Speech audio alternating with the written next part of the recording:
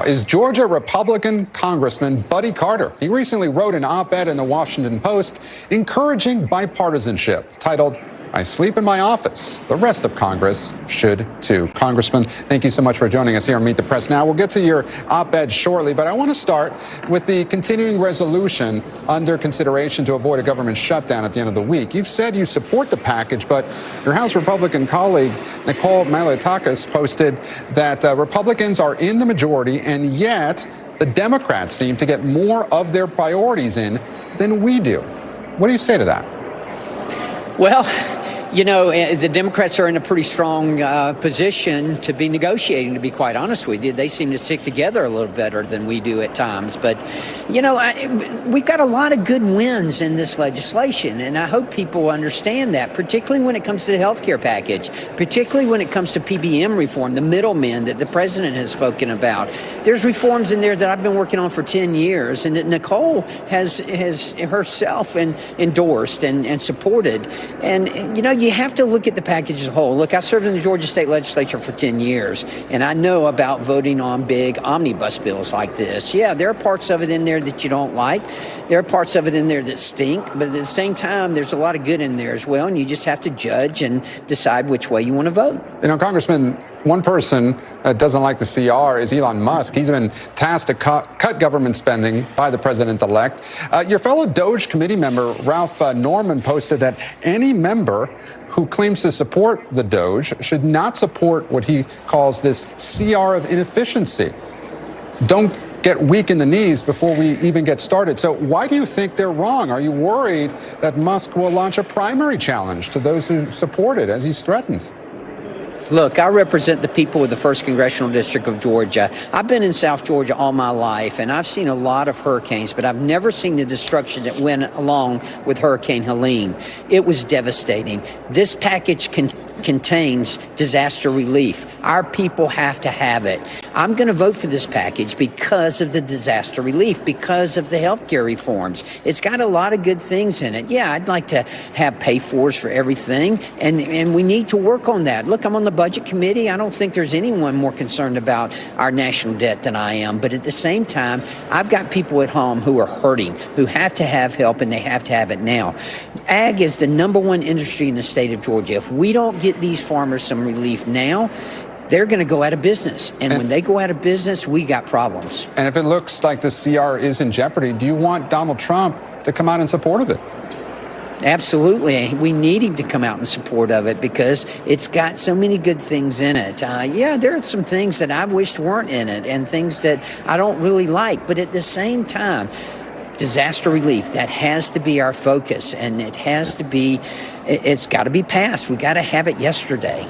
And look, I want to zoom out a bit and look at this through the eyes of an average American. To them, it may seem like Congress hasn't done a whole lot this term and is trying to cram in all this stuff into one bill down to the wire. Is this how Congress should be functioning? No, it's not how Congress should be functioning. I agree. I would like to take it one step at a time. I'd like to get back to regular order where we pass 12 appropriation bills. I think all of us would like that. But the reality is this is where we're at right now. The reality is that these farmers, that these tree growers, that they are hurting, that if we don't get them some help now, they're not going to make it. And if they don't make it, listen, the American farmer feeds the world. If they don't make it, we got a problem. And Congressman, I now want to turn to that piece you wrote in the Washington Post on bipartisanship. It's titled, "I sleep in my office. The rest of Congress should too." What do you mean by that? Is Congress really more bipartisan than it may appear from the outside? Absolutely, it is. Look, I do sleep in my office, and you know, with all due respect to staff members, we make sure that boundaries are respected. But at the same time, I'm up here to work, not to live. And I stay in my office. We have a members gym. We pay dues to that members gym. It's bipartisan. There are probably nearly 40 or 50 members Republicans and Democrats who stay in their office.